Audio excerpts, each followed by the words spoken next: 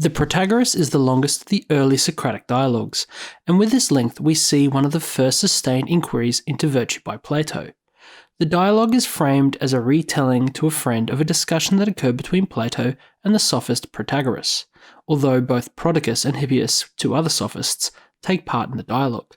The story begins from a rather witty opening scene, where Socrates is awoken by a young friend called Hippocrates, asking him to introduce him to Protagoras with the intention of taking him on as a tutor. This leads into an examination of the nature of sophistry, and Socrates agrees to help the young man, however only if they first test the nature of the education the sophists are selling. The subsequent encounter and dialogue with the sophists results in a discussion which covers many issues, including the unity of virtue, whether virtue can be taught, and a denial of acrasia, or incontinence, that results in people choosing pleasure over the good. After framing the dialogue as a retelling of his encounter with Protagoras, Socrates begins his tale with himself being woken by Hippocrates. The young man is worked up over the arrival of Protagoras, of which he has only learnt the night before, and he begs Socrates to introduce him to the sophists so that he can become his pupil. Socrates then slyly asks Hippocrates some questions concerning the nature of the education that he will receive from Protagoras. He does this by putting forward an analogy of other teachers in other disciplines, as in 311c. Suppose, for example, you had taken it into your head to call on your namesake, Hippocrates of Cos, the Asclepiad, and pay him money as your personal fee. And suppose someone asked you, "Tell me, Hippocrates, in proposing to pay a fee to Hippocrates, what do you consider him to be? How will you answer that?" "A doctor, I would say." "And what would you intend to become?" "A doctor," he replied. Socrates then asks Hippocrates what Protagoras is, to which the youth answers he is a sophist. Socrates then asks if this is the case, then what will he make Hippocrates, to which the youth blushes in response, as he is forced to answer that Protagoras would make him a sophist, and his ashamed response due to the low standing of sophists in the eyes of contemporaneous Athenian society. Socrates saves the youth from embarrassment by instead suggesting that, like a physical trainer, a musical teacher, or any other form of tutor, perhaps Protagoras doesn't seek to turn his students into a member of his own trade, but rather seeks to confer education upon them. However, Socrates identifies a risk that comes with this potential education. He notes that Hippocrates is going to entrust his education, the food of his soul, as Socrates suggests, to Protagoras. However, he notes that the sophists may, like a grocer or a fishmonger, be willing to sell us any of their products and praise them all equally in an attempt to turn a profit, unaware or even willfully ignorant of the benefit or harm that they do to the soul of the consumer. Socrates notes the danger of purchasing such food of the soul is higher when it comes to the sophists, as per 314a and b. When you buy the victuals and liquors, you can carry them off from the dealer and merchant in separate vessels, and before you take them into your body by drinking or eating, you can lay them in your house and take the advice of an expert whom you can call in, as to what is fit to eat and drink and what is not, and how much you should take and when, so that in this purchase the risk is not so serious.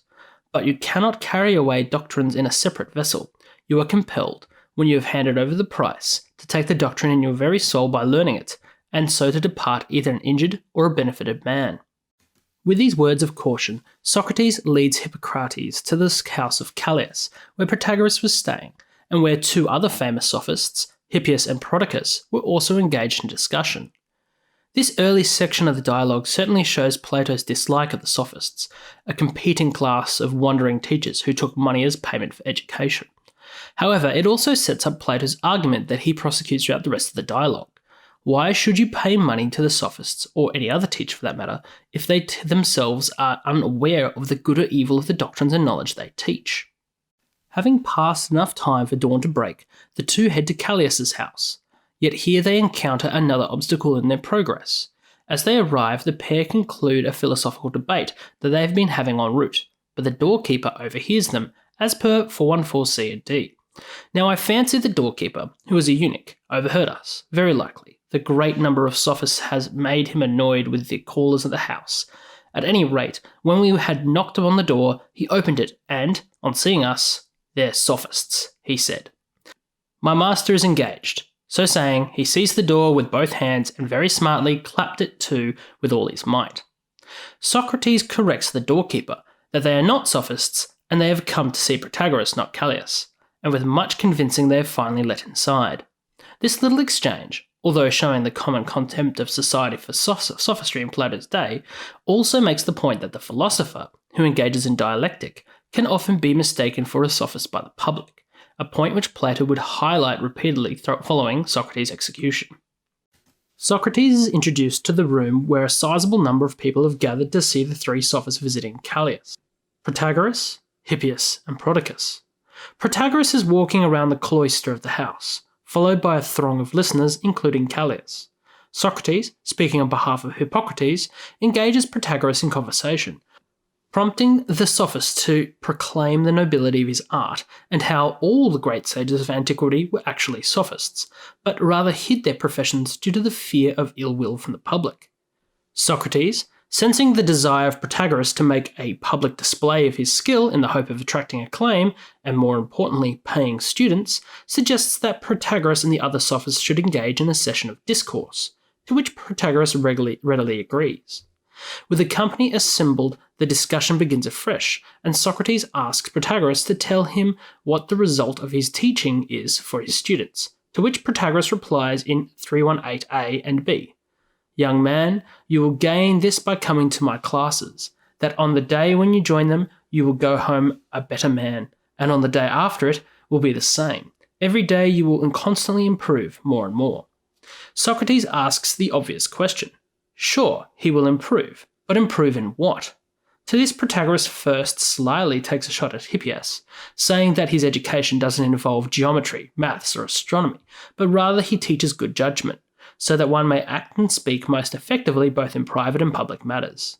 Plato, throughout many of the later dialogues, uses maths and geometry to quote-unquote prove his positions, so Protagoras' rejection of these methods clearly doesn't reflect well on him from Plato's standpoint. Socrates confirms with Protagoras that what he means is that he teaches the techne, which in this context means skill, science, or knowledge, of good citizenship.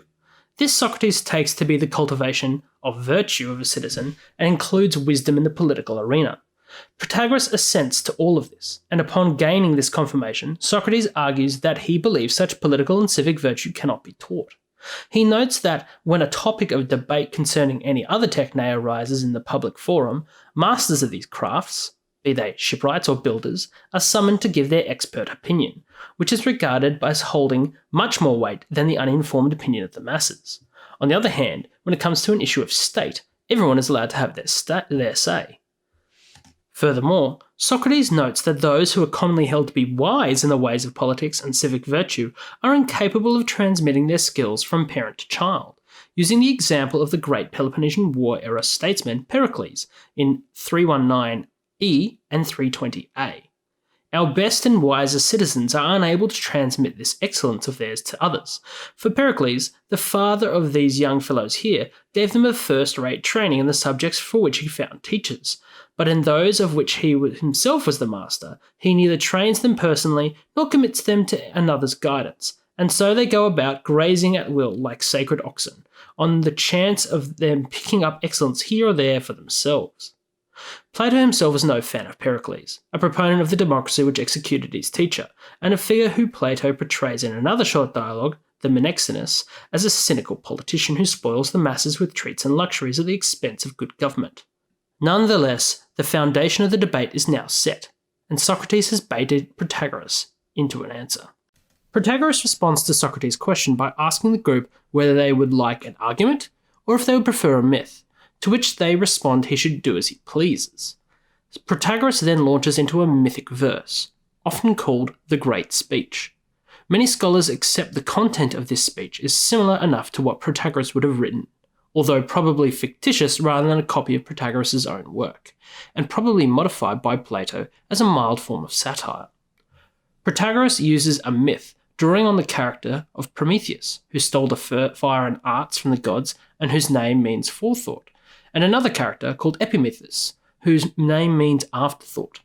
The pair are tasked to assign traits and abilities to all living things, and Epimetheus takes charge, equipping all the animals with horns, fur, and teeth that they need to survive.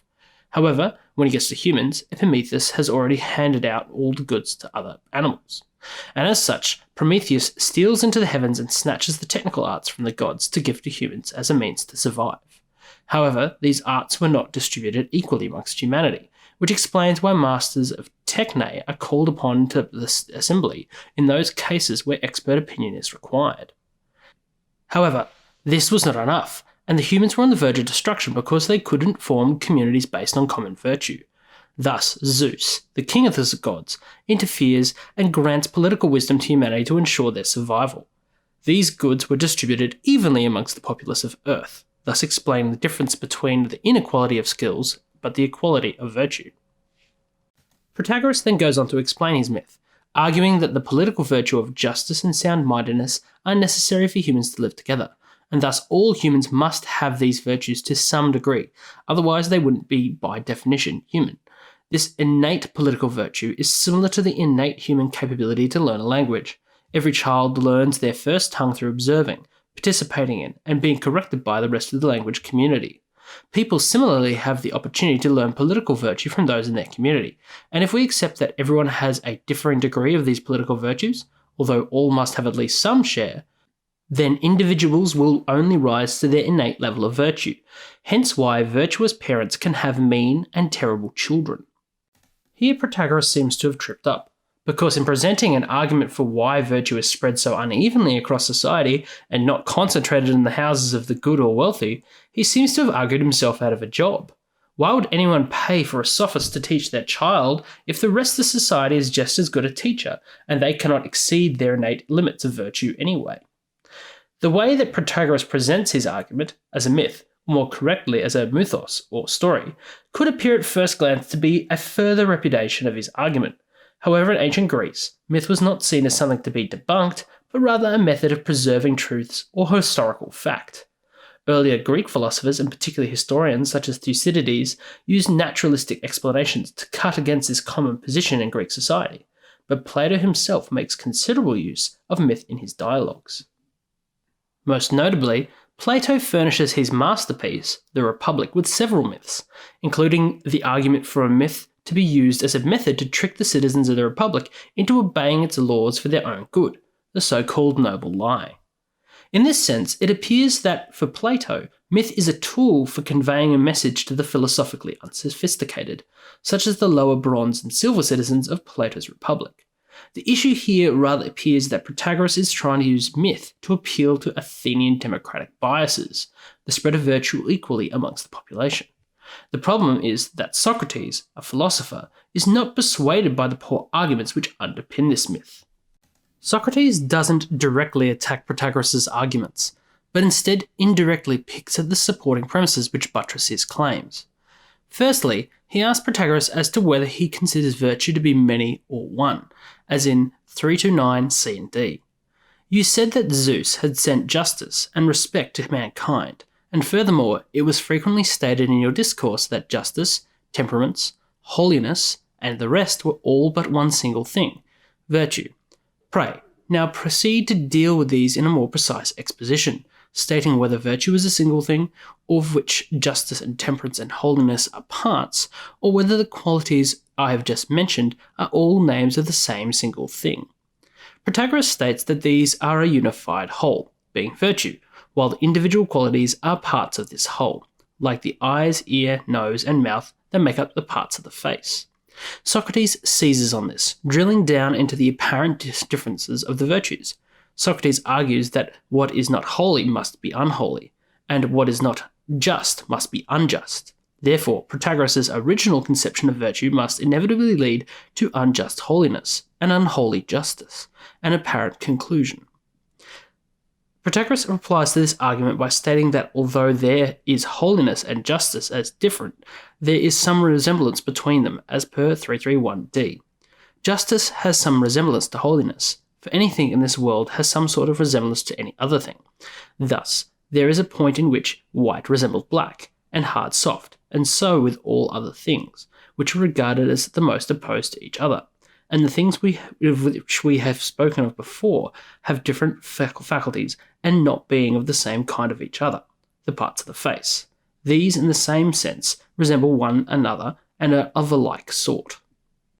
Socrates continues to press along the line of reasoning that any single thing can only have one opposite: cold, heat, light, dark, good, bad. Therefore, if we accept this argument, how can a quality such as justice have anything unlike itself which is not unjust? He also continues to badger Protagoras into accepting the unity of wisdom and self-control and justice. This leads to the issue of self-control and justice, which Protagoras argues are not similar, as per 33d and e. Well now, I said, beginning at the beginning, and tell me, do you consider people to be temperate when they are unjust? Let us suppose so, he said. And by being temperate you mean being sensible, yes. And being sensible is being well advised in their injustice. Let us grant it, he said. Does this mean, I asked, if they fare well by their injustice, or if they fare ill? If they fare well. Now do you say there are things that are good? I do. Then I ask, are those things good which are profitable to men? Oh yes, to be sure, he replied, and also when they are not profitable to men I call them good. To Protagoras it would appear that one could apply a sound mind to unjust actions, say, by not letting bodily pleasures distract one from a criminal career.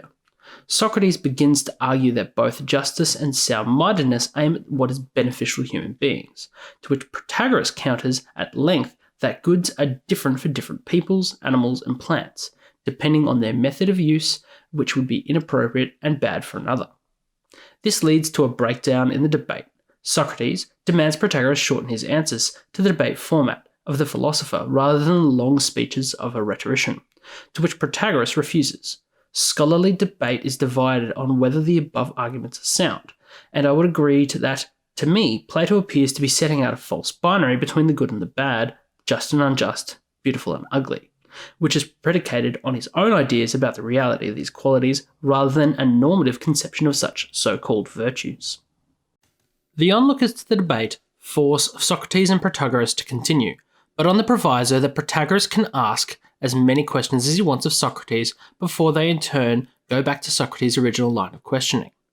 Protagoras starts by asking Socrates to affirm the truth of a poem by Simonides, a popular poet in the day, in which he first remarks that it is hard to become good, to which Socrates agrees. Protagoras then pounces on the point to say that later in the same poem, Simonides censors another poet called Pittacus for saying that it was hard to be good, which Protagoras says as per 339d. How can anyone, he replied, be thought consistent who says both of these things? First, he laid it down himself that it is hard for a man to become good in truth, and then a little further on in his poem he forgot, and he proceeds to blame Pittacus for saying the same as he did, that it is hard to be good, and refuses to accept from him the same statement that he himself has made. Yet, as often as he blames the man for saying the same thing as himself, he obviously blames himself too, so that it is either the former or the latter place his statement is wrong. Socrates now draws the other sophist Protagoras into the debate, who was a master of fine verbal distinctions. By introducing distinctions between the use of hard, which are not used in the text of the poem, Socrates is able to read Simonides as supporting the view that it is difficult to acquire perfect virtue, in that it is hard to become virtuous. However, once one is virtuous, it is not hard to be good. This is because once one has attained virtue, one has a clear understanding of what is good, and all people do what they think is good, a common Socratic opinion that no one does wrong voluntarily. It would appear that in undergoing this interlude in style, and by engaging in the literary criticism of Protagoras and Protagoras, Plato is demonstrating that the philosopher is more than capable of undertaking the same methods of the sophist, in this case, literary criticism, and beating them at their own game. However, he discards these methods as worthless when Socrates terminates the argument by stating that he does not believe that it is wise to discourse upon poets who are not present to explain themselves.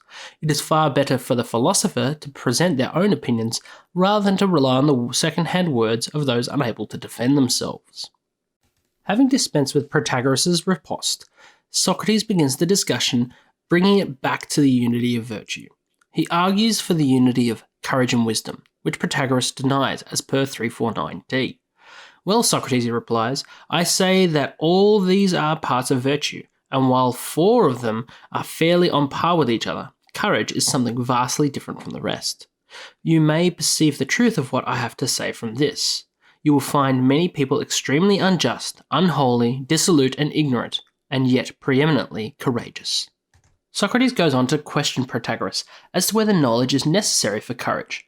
For if an individual doesn't understand the risk they undertake, then it is easy to undertake bold action.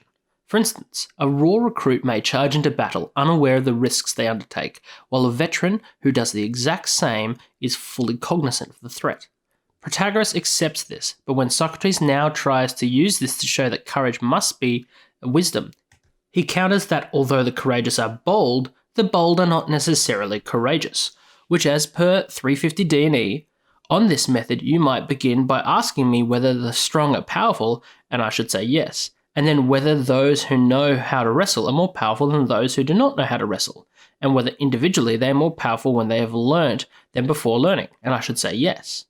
And on admitting these points, it would be open for you to say, by the same token, that according to my admission, wisdom is strength. In light of Protagoras' defense, Socrates attacks the wisdom-virtue question from a different angle. First, he gets Protagoras to come to a working definition of pleasant, which Protagoras agrees is things partaking in or causing pleasure. However, Protagoras refuses to affirm that all that is pleasant is good, as some things which cause pleasure are bad for a person, such as an overindulgence in wine and food, while others which are painful are actually good for them, such as surgery or physical exercise. He affirms the common opinion that individuals are overcome by acrasia, or weakness of will, which causes people to seek the pleasant over the good. However, Socrates puts out an argument which is along the lines of a hedonistic calculus, that is, a weighing of pleasures against pains, which gives full value to temporally distant rewards and punishments. If this is taken into account, then, by Socrates' account, there is no difference between the bad and the painful, and the good and the pleasant. This leads to an absurdity as per 355b through d. Let us then lay it down as our statement that a man does evil in spite of knowing the evil of it. Now if someone asks us why, we shall answer, because he is overcome. By what? The question will ask us, and this time we shall be unable to reply. By pleasure, for this has exchanged its name for the good. So we must answer only with the words, because he is overcome by what? Says the questioner? The good. We must surely be our reply. Now, if our questioner chance to be an arrogant person, he will laugh and exclaim, what a ridiculous statement, that a man does evil, knowing it to be evil, and not having to do it, because he is overcome by the good. This argument seems to imply that Socrates is a hedonist. However, elsewhere in the early Platonic corpus we see Socrates opposed to hedonism, for instance in his arguments concerning duty and justice in the Crito. Later in the Republic and the Gorgias, Plato maintains at least part of this doctrine in that people do not do evil knowingly. However, the argument for pleasure as it being the same as good drops away. Yet, I would argue that if we look later in this dialogue, we see that Plato is not referring solely to the pleasures of the body when he refers to pleasant, but rather to the pleasures of being a virtuous or good person, which would accord more neatly with the arguments for the unity of virtue made in the rest of the dialogue, as well as his arguments in later works. Here, Socrates links the discussion of pleasures with the issues of the unity of courage and wisdom in 360a and b. But which sort of men do you say are not willing to go to war? That being an honourable and good thing to do? The cowardly, he replied. Then I went on, if it is honourable and good, is it also pleasant? That certainly has to be admitted, he said. Now, do cowards wittingly refuse to go to what is more honourable, better and pleasanter? Well, if we admit that too, he replied, we shall undo our previous admissions. But what of the courageous man? Does he not go to the more honourable and better and pleasanter? I am forced to admit that, he said. Here Socrates pushes the argument with Protagoras' grudging assent, that courage is the knowledge of that which is and is not to be feared. However, at this point the dialogue breaks down without a definitive argument with regards to the unity of virtues and their teachability.